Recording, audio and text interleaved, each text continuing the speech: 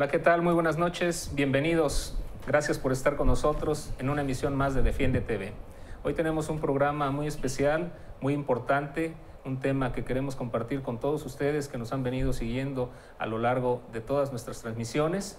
Y bueno, como siempre, recuerde que este es un programa en vivo. Le invitamos a que participe con nosotros, con sus comentarios, dudas, preguntas. Y por supuesto que con los especialistas que nos acompañan esta noche trataremos de darles atención.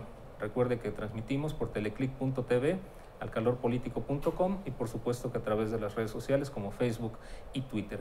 El tema de hoy es el Día Mundial de las Enfermedades Raras o el acceso el derecho a la salud y cómo accesar a la salud cuando padecemos una enfermedad rara. Para ello están dos personas, dos especialistas con nosotros que en unos instantes más presentaré. Solo quiero mencionar que desde el año 2008 se celebra el último día de febrero, se celebra el Día Mundial de las Enfermedades Raras. Esto para generar conciencia entre la población acerca de estas enfermedades y los retos que ello representa.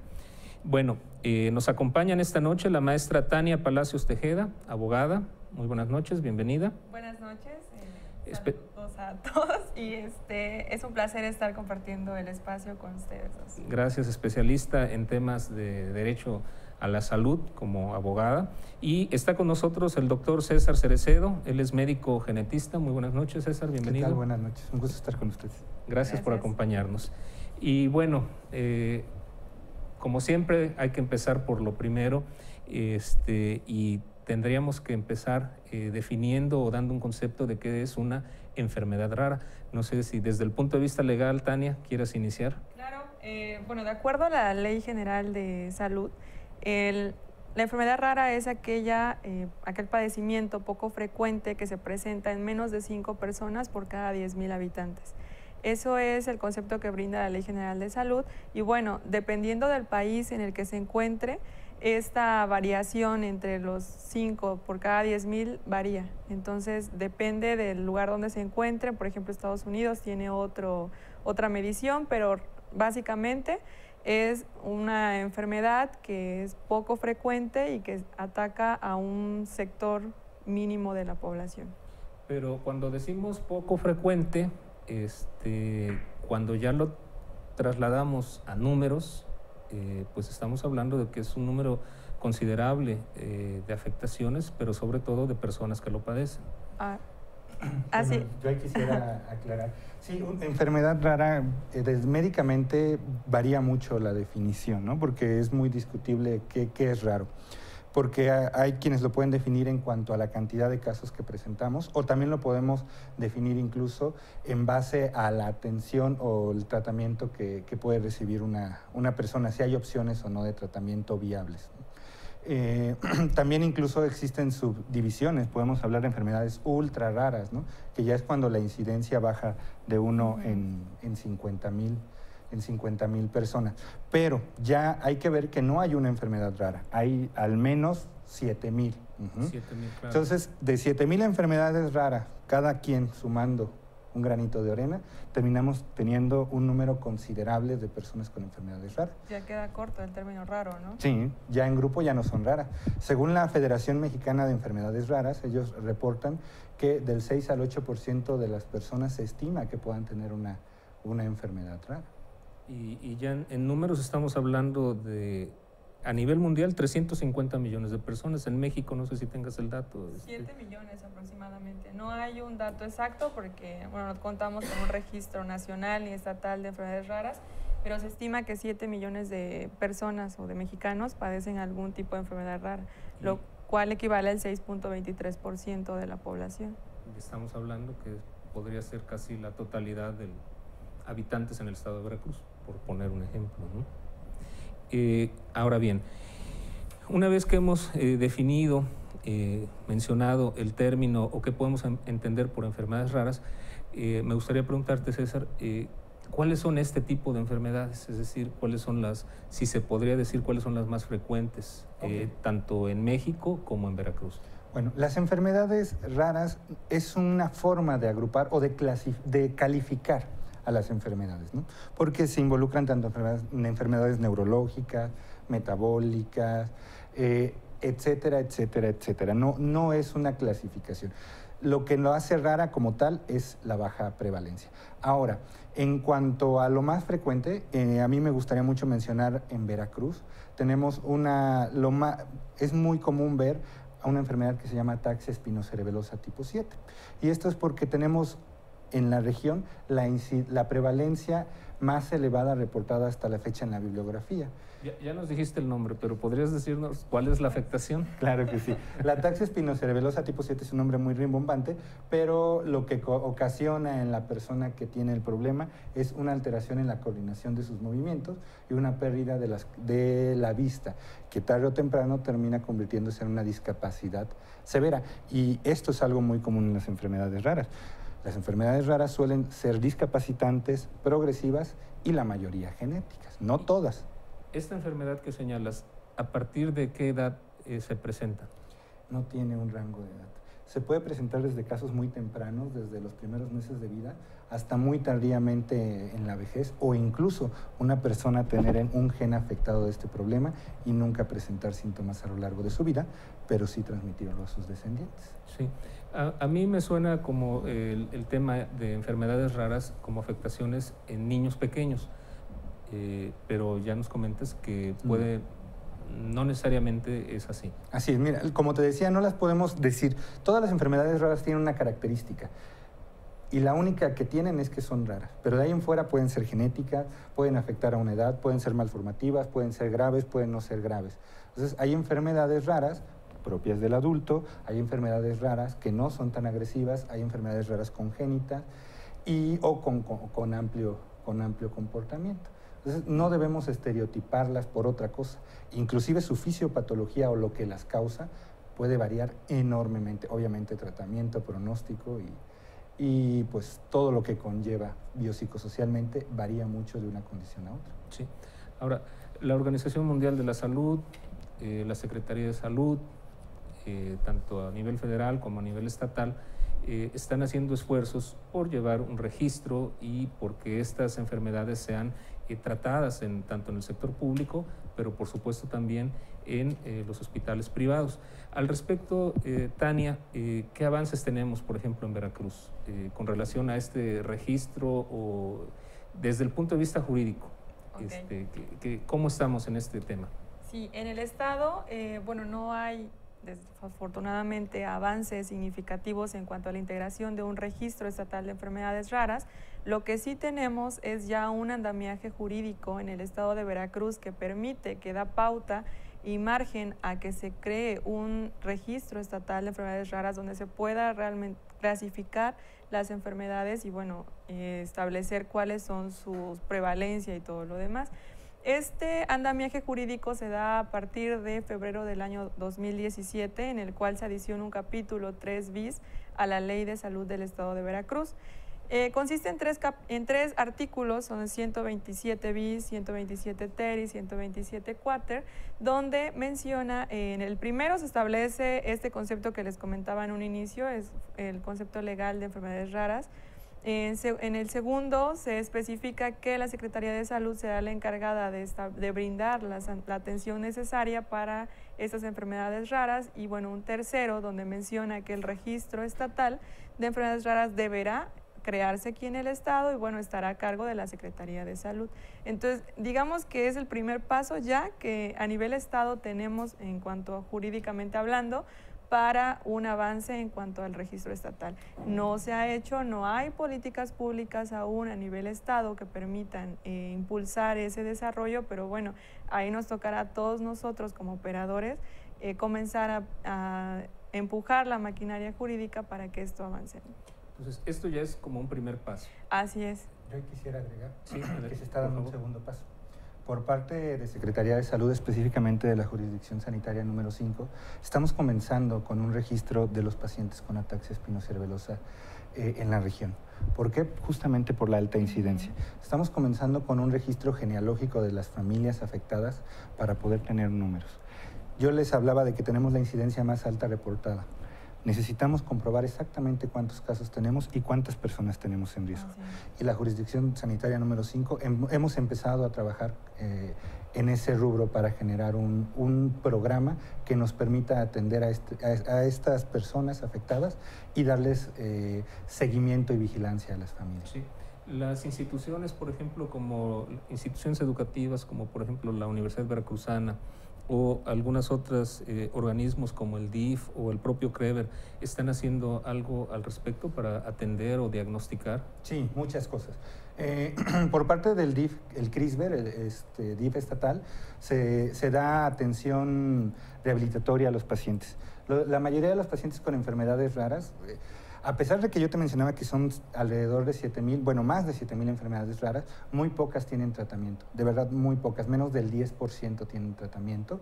Y tratamiento curativo medicamentoso, pero en la mayoría de ellos hay opciones de tratamiento que incluyen rehabilitación, terapia física, apoyo familiar, y CRISVER está atendiendo esta parte a los usuarios que requieran.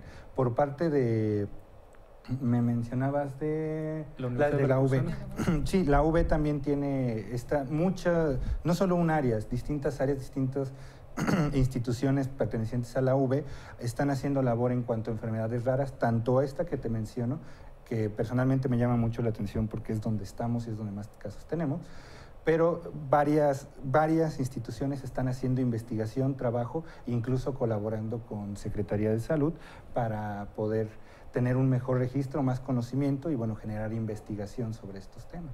Sí, Tania, ¿querías comentar algo? Sí, y es que es un punto sumamente fundamental el registro de las enfermedades. Por ejemplo, cuando yo realicé mi tesis de licenciatura, recuerdo que realicé una consulta vía Infomex a la Secretaría de Salud, donde les preguntaba cuál era el registro, cuántas enfermedades raras había en el estado, ¿no?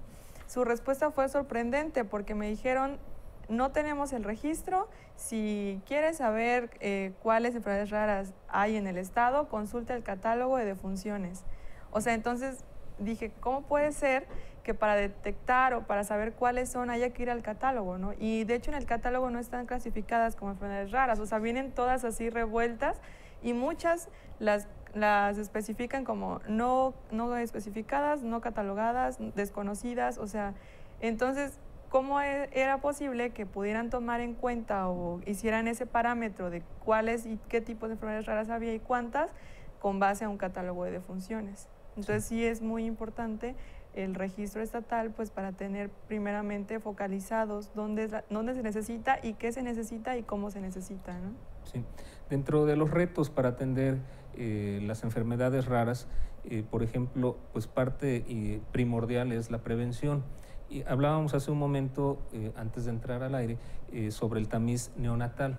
Este estudio que ahora es obligatorio efectuarle a los niños recién nacidos, que nos da, nos sirve precisamente para poder detectar ya de entrada este tipo de afectaciones. Claro. Mira, el tamiz metabólico es una herramienta muy útil para detectar tempranamente niños con alguna enfermedad que pueda ser tratable.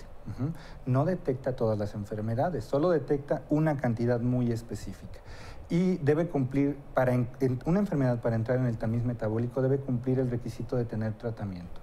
Hay que detectar a bebé con algún problema para poder prevenir complicaciones en la salud más adelante. Ejemplo simple, fenilcetonuria. Digo fenilcetonuria porque aún en el tamiz metabólico más bajo se incluye. Y esta es una enfermedad metabólica que si nosotros no restringimos el consumo de fenilalanina en el pequeñito, vamos a tener neurotoxicidad muy importante y va a terminar con una discapacidad muy, muy severa. En cambio, si al detectarlo nosotros limitamos el consumo de fenilalanina, en esos niños, nosotros podemos comer fenilalanina normalmente, pero en ellos podemos prevenir este daño neurológico. Entonces, cambiar completamente el panorama de un niño con una discapacidad severa a un niño con una mínima afectación o nula afectación, tal vez con medidas que modifican su calidad de vida, pero nunca comparado con lo que puede ser la discapacidad que pudo haber tenido. Y ahí radica la relevancia del tamiz metabólico ampliado. Pero no olvidemos que no detecta todo. Ok. ¿Y sí se practica en las instituciones públicas? Sí. Sí, afortunadamente, sí, la mayoría de los casos, sí. Sí, Tania, ¿querías comentar algo? No, con relación a la inclusión de este catálogo de enfermedades para poder ser tratadas en las instituciones públicas, en ese aspecto, ¿cómo andamos, Tania? Bueno, comentaba que no todas las enfermedades raras están dentro del catálogo del Seguro Popular o de alguna institución. Entonces, incluso hay limitantes en algunos tratamientos. Sí, por ejemplo, en el que hablábamos antes de entrar al aire, el de mucopolisacaridosis tipo 4, que el Seguro Popular lo atiende, brinda el medicamento, pero solo hasta una edad de detección de 10 años.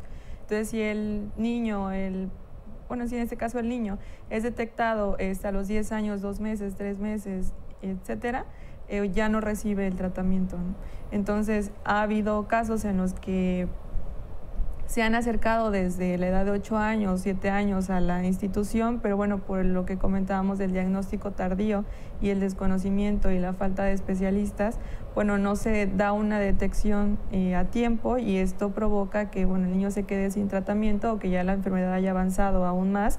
Y por estas limitantes, en caso del catálogo o el tratamiento que se le dé, pues ocasiona una degeneración aún más marcada de del cuerpo del niño. Incluso, pues eso es uno de los retos más grandes, la detección oportuna. Justamente, ese es la mayoría de las veces el problema. Las enfermedades raras tienen tan baja incidencia que no podemos pedir a todo el mundo que las conozca. Hablo de médicos, incluso de especialistas. No hay persona que los conozca a todos, y mucho menos una persona o un especialista médico que no esté en amplio contacto con este tipo de patologías. Y eso hace que la gente no la sospeche. Si no lo conoces, no lo sospechas. Entonces, pero no basta, porque también, a pesar de que lo podemos sospechar, el diagnóstico normalmente no se establece revisando al paciente, ¿no? Viéndole su ojito o viendo sus reflejos. El diagnóstico normalmente, como son enfermedades genéticas, requieren estudios complejos tras ello. Y desafortunadamente en el sector salud es a nivel en general en el país, claro, es una situación que no se puede cubrir tan sencillamente o tan fácilmente todos los estudios que se pueden requerir. Y justamente es uno de los retos que tenemos, poder diagnosticar para dar. El tratamiento es un reto enorme, pero considero yo que la parte del diagnóstico nos hemos atorado mucho y hay que trabajar y apoyar, y hay que unirnos como asociación, las asociaciones, fundaciones, gobierno, profesionistas, gente, voluntarios, para tratar de mejorar el diagnóstico en estas personas. Sí, ya mencionaste el sector salud, tanto a nivel federal como estatal, pero por ejemplo las aseguradoras que te cubren este tipo de tratamientos, ¿sí incluyen detección, estudios para la detección, sí, o tratamiento? Depende de la aseguradora, pero sí he tenido oportunidad de ver pacientes que mediante aseguradoras se hacen estudios moleculares. Pues eso es importante conocer. Recuerde que en Defiende TV, pues una de nuestras funciones principales es dar a conocer todo este tipo de situaciones con relación a nuestros derechos humanos, cómo conocerlos y sobre todo cómo poder hacerlos accesibles a toda la población. Tenemos comentarios de las personas que nos están sintonizando. Ana Pineda, palabras del experto, gracias por estar presente. Eli Navarrete, enhorabuena. Maestra Tania Patricia Tejeda. Itzel Brito Lira, doctor Cerecedo, el mejor especialista en genética. Adriana Sáenz Páez, excelente participación, doctor Cerecedo, felicidades. Gracias por estar con nosotros. Doctor, precisamente mencionábamos que no hay tantos especialistas y como que a los estudiantes tampoco les interesa mucho. ¿Qué es lo que está fallando en esa parte con relación a la genética? Me encantaría decirte la respuesta exacta. Adelante, pero adelante. Mi sesgo emocional no me permite encontrarla. Desafortunadamente sí hay pocos especialistas en el tema, muy pocos. No basta con ser médico, no basta con tener ganas, no basta con ser licenciado en cualquier área. Para dedicarse a las enfermedades raras se requiere experiencia en el área y preparación formal en el área. Y el problema está en que los que están queriendo ayudar muchas veces no tienen la preparación en el área y muy pocas personas se están formando en este rubro. De tal manera que yo te podría decir que de los alumnos que conozco, a la fecha ninguno me ha dicho que quiere estudiar genética, ¿no? Te lo digo con la lágrima en el ojo, pero sí, claro, por supuesto. Es real. Sobre todo por ya el gran número de afectaciones que existen y la necesidad que se requiere, ¿no? La necesidad que hay en el estado de Veracruz. Hay otro punto que son los medicamentos huérfanos yo lo estuve investigando. ¿Podrías comentarnos al respecto? Bueno, los medicamentos huérfanos se definen como aquellos medicamentos dedicados o enfocados a enfermedades raras, o su contraparte que mencionaba al principio, aquellos medicamentos que aunque la enfermedad a la que se dirigen no sea rara, que por la cuestión de que no convenga venderlos, o sea, que sean tan caros que la gente no los pague, o que no convenga un beneficio económico para la farmacéutica. Eso también se conoce como un medicamento huérfano. Y ahí está uno de los meollos importantes de las enfermedades raras, y es que falta investigación en el tema. ¿Por qué? Porque es poco redituable. Si tú encuentras un medicamento para la diabetes, se lo puedes vender a la mitad de México. Si tú encuentras un medicamento para enfermedades raras, tienes muy poco alcance. Entonces, esa es de las mayores limitaciones que tenemos. Y justamente, bueno, en México tenemos la ventaja de que COFEPRIS considera esto, y bueno, Tania nos lo explicará más seguramente, pero nos da oportunidades para hacer investigación en medicamentos huérfanos considerando ciertas reglas o ciertos estándares, facilitándonos poder hacer investigación. Pero a pesar de estas facilidades que no son exclusivas de México, de muchos otros países, no siempre logra ser redituable para las empresas trabajar con estos medicamentos. Es huérfano porque está desolado, porque nadie lo sigue, porque nadie está apoyando. Ok. ¿Hay alguna legislación que impulse esta investigación, Tania? Específicamente no la hay. ¿O algún organismo como la Organización Mundial de Salud? Sí, la Organización Mundial de la Salud tiene parámetros y tiene estándares de calidad y en cuanto a la atención y a los medicamentos que se deben de proporcionar. Pero ya el que baje de una normatividad a la realidad, ahí está lo complicado y ahí está donde se hace el cuello de botella y ya no es posible aterrizarlo, ¿no? Pero sí, el artículo 224 de la Ley General de Salud también menciona el abastecimiento de los medicamentos huérfanos para el tipo de enfermedades raras correspondientes. Y algo que me llamaba la atención, hace un tiempo leía una información, una nota sobre los medicamentos huérfanos, y mencionaban que es mejor hacer una crema para las arrugas que un medicamento huérfano, ¿no? Entonces ahí vemos la ponderación de la necesidad y del alcance, sobre todo como comentaba, el costo y bueno, para qué y quiénes lo adquieren. Sí, entonces digamos que ¿sería necesario legislar un poquito más al respecto? Más que legislar, lo necesario son políticas públicas y acciones del Estado, porque el andamiaje jurídico puede estar, pero mientras no haya una acción por parte del Estado, mientras no exista un conjunto de fuerzas entre los poderes legislativo, ejecutivo y judicial, bueno, a nivel jurídico pues no va a suceder gran cosa, ¿no? Sí. Con base a tu experiencia, César, una vez que yo como familia me enfrento a una situación como paciente o como familiar de un paciente que presenta una enfermedad rara, ¿cuál es el camino a seguir? ¿A dónde tengo que acudir? ¿Hay hospitales, clínicas que estén realizando este diagnóstico, esta atención? Es decir, ¿qué es lo que tengo que hacer? Ok, bueno, todo depende exactamente de lo que tengas, pero en teoría, el camino lógico y sencillo es simplemente acudir a tu médico sospechar algún problema de algún origen, canalizar al especialista correspondiente. Perdón, sin embargo, cuando vamos al médico, para todos es conocido que vamos a una institución médica y nos recetan paracetamol. Es un meme. Bueno, pues sí, desafortunadamente uno de los problemas que tenemos no solamente es la falta de información a nivel gobernantes, a nivel población, sino a nivel médico, ¿no? También hay mucho desconocimiento y por lo tanto no se sospechan estas enfermedades. Pero bueno, ¿qué es lo que tenemos que hacer? Pues acudir a un especialista. Si tenemos un trastorno neurológico, bueno, lo que debo dejar en claro es que tú no sabes que tienes una enfermedad rara. Tú simplemente tienes un síntoma que no encaja, ¿no? Que no cuadra, que no han podido quitar, que no responde a tratamiento. Entonces, es la búsqueda de alternativas. Desafortunadamente, en México vemos cómo muchos de los pacientes antes de llegar a genética o a cuando estuve en el Instituto Nacional de Rehabilitación, ahorita en CRISPR, antes de llegar ahí, pasan años viendo otros médicos con diagnósticos equivocados. Me voy al caso de ataxia espinocerebrosa tipo 7. fuerte. Que muchos de ellos estaban diagnosticados con otros nombres, ¿no? Esclerosis múltiple o alguna otra situación que pueda condicionar esto.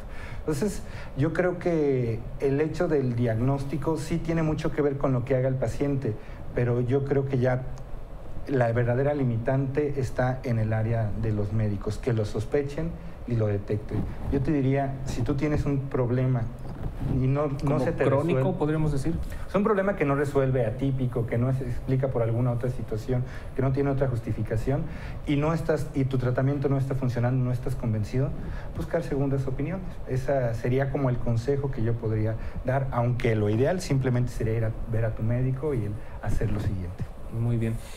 Nos comentabas hace un momento, por ejemplo, del Hospital Regional de Veracruz, donde se brinda precisamente atención con relación a ciertas especialidades, ciertas enfermedades raras. No sé si quieres comentar al respecto. Bueno, en Veracruz sí se da tratamiento para enfermedades raras, cubierto por diferentes sistemas de salud. En la región la experta es la doctora Carmen Amor Ávila, ella es la que tiene más experiencia y ha manejado la mayoría de los casos. Cuando uno detecta un caso, va con ella, sin lugar a dudas, ¿no? Los laboratorios que proporcionan el medicamento lo saben y pues lo que se hace es detectar casos donde sea, en el estado, y se apoya tanto el laboratorio como nosotros como médicos apoyamos para tratar de conseguir donde se les pueda dar el medicamento. No son baratos. Muy pocos bolsillos lo pueden costear, verdaderamente muy pocos, entonces tiene que venir apoyado por un sistema de salud, se canalizan allá y es donde pueden recibir el tratamiento. Sí. ¿Hay organizaciones, fundaciones que apoyan a pacientes con enfermedades raras también? Sí, claro. En México hay varias a nivel un poco más grandes, otras más chicas, otras específicas, pero bueno, le podría mencionar Organización Mundial de Enfermedades Raras, OMER, es una asociación de Jalisco, que bueno, ha hecho una red de asociaciones nacionales e internacionales y ha estado trabajando en este tipo de enfermedades. Federación Mexicana de Enfermedades Raras también, FEMEXER, es una asociación de México que también apoya a este tipo de enfermedades, una organización donde forma parte compañero también. Bueno, y hay en el estado, si he sabido de unas 10, 15 asociaciones, pues bueno, aproximadamente. ¿Ustedes están en proceso de formar una asociación civil? Sí, hay mucha gente interesada en ayudar y yo un común denominador que se ve, como te mencionaba, a veces es la falta de profesionalización.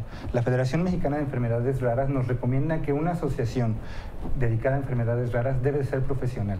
¿Por qué? Porque no cualquier, como les decía, no cualquier persona se puede dedicar a estos temas y mucho menos si no se es profesional, ¿no? Entonces, y la mayoría van enfocadas al apoyo social, ayudar el tratamiento, apoyo psicológico, y esas partes son elementales y muy buenas, pero considero personalmente que una de las mayores limitantes es el diagnóstico. Entonces, nosotros estamos formando una fundación, nos llamamos Fundación Genes, que lo que buscamos es apoyar al diagnóstico principalmente de niños con enfermedades neurogenéticas.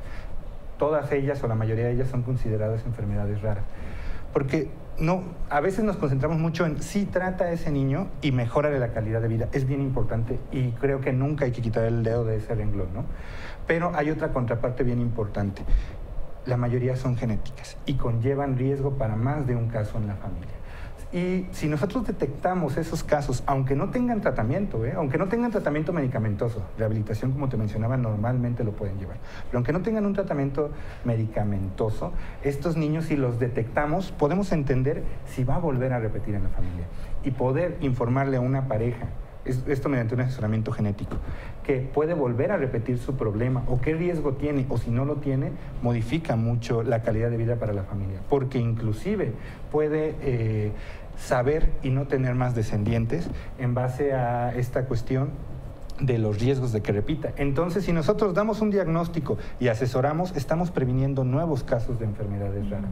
Y eso es a lo que nos estamos enfocando. Es una red ahorita que involucra muchos voluntarios, involucra instituciones, involucra personas con gobernantes, que nos están apoyando para lograr hacer accesible y juntar, obviamente, el apoyo social, privado, para lograr brindar diagnósticos, porque como dice la Ley General de Salud, el gobierno lo debe hacer, pero también nosotros como ciudadanos, como asociaciones civiles, debemos hacerlo, también estamos obligados.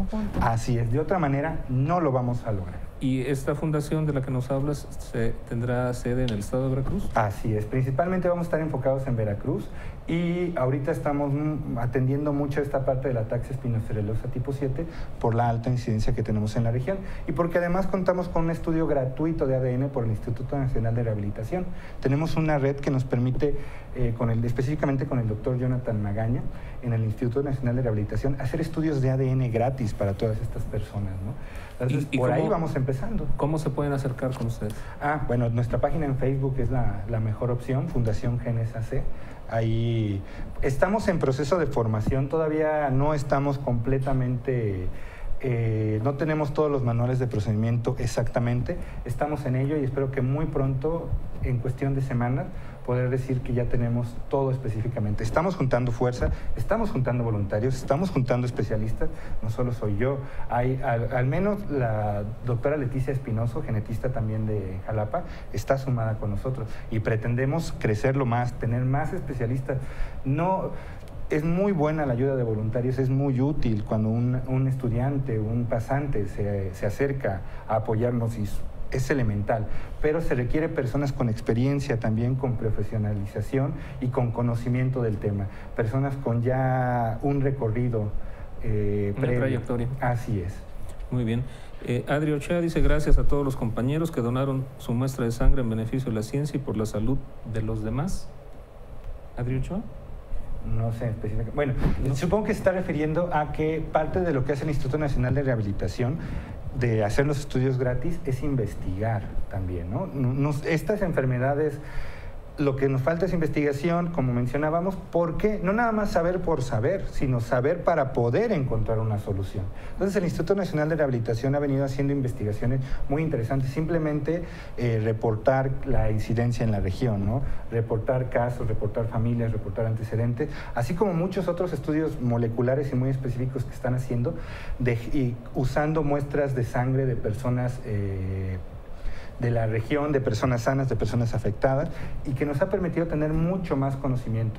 Así que creo que este mensaje va enfocado a que uno como paciente con enfermedad rara no solamente debe sentarse a recibir, debe alzarse a actuar, y si a veces actuar es donar una muestra de sangre, hacer un estudio, brindar testimonio. Hay pacientes que incluso ofrecen donar muestras anatómicas cuando fallezcan, y pues de esta manera ellos también pueden ayudar, así que creo que a eso va enfocado el comentario. Muy bien, pues muchas gracias por su participación. Estamos llegando al fin del programa, como les había dicho, se va el tiempo muy rápido. Sí. Maestra Tania Palacios, un último comentario para despedir el programa. Sí, claro. Bueno, pues como último comentario, yo creo que retomando lo que decía el doctor, esto requiere de un trabajo conjunto, ¿no? Tanto de autoridades como de asociaciones, como de los mismos pacientes, como de los familiares, que son los que viven más de cerca toda esta trayectoria de la enfermedad. Yo creo que debemos de sumar esfuerzos, todos, toda la sociedad, todos los conocimientos, las profesiones, para poder lograr algo, ¿no? Ya tenemos a lo mejor un andamiaje jurídico, bueno, hablando desde esa perspectiva, pero falta aún más, faltan acciones, falta que haya esa unión entre todos los como engranajes del sistema para que pueda haber resultados que impacten realmente en beneficio a las personas con padecimientos raros. Muy bien. Doctor César Cerecedo, un último comentario. Estamos en un momento único en cuanto a enfermedades raras. Están en boga, no solamente aquí, sino en el mundo. Bueno, en el mundo ya llevan como 30 años.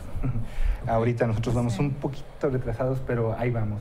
Y es el momento de sumarse, es el momento de buscar información, es el momento de hacer crecer que raro no significa que no existan, que no porque la frecuencia sea baja, a mí no me pasa. Si a mí me sucede, para mí no es rara la enfermedad, ¿no? Si a mi familia me sucede, mi familia no es rara la enfermedad.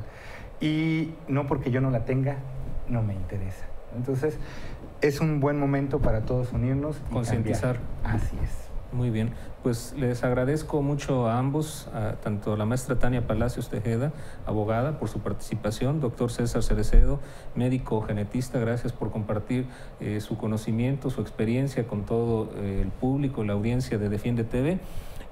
Patricia Tejeda dice saludos, maestra Tania, excelente, desde el puerto de Veracruz. Gracias por estar aquí, gracias a todos ustedes que nos acompañaron en este programa. Les invitamos a sintonizarnos en nuestra próxima edición de Defiende TV. Recuerde que estamos transmitiendo los lunes cada 15 días a través de teleclic.tv y alcalorpolitico.com. Nos despedimos, le esperamos en el siguiente programa. Muchas gracias, gracias a todo el equipo de teleclic.tv, alcalorpolitico.com. Nos vemos la próxima.